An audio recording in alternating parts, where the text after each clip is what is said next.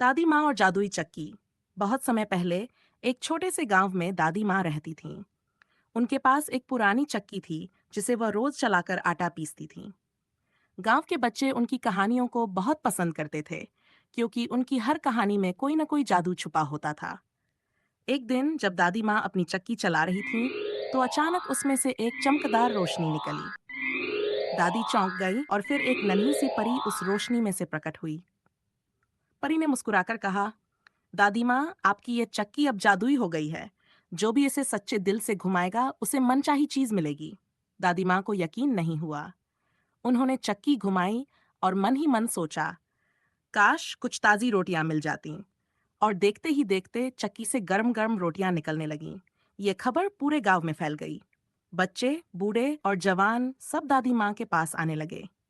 लेकिन दादी ने एक शर्त रखी, जो भी मेहनत करेगा और दूसरों की भलाई के लिए कुछ मांगेगा, उसे ही ये चक्की इनाम देगी। गांव के लोग खुशी खुशी मिलकर मेहनत करने लगे। कोई खेत में काम करता, कोई जरूरतमंदों की मदद करता।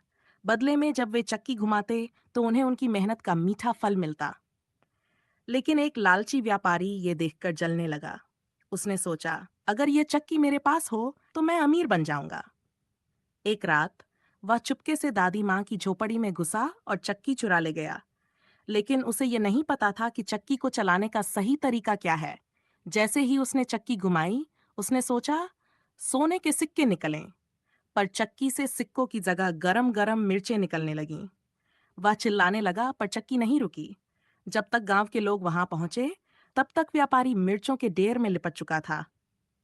दादी माँ मुस्कुराई और बोली, इस चक्की का जादू सिर्फ अच्छे और नेकदिल लोगों के लिए है। गांव के लोग हंस पड़े और चक्की को वापस दादी माँ के पास रख दिया।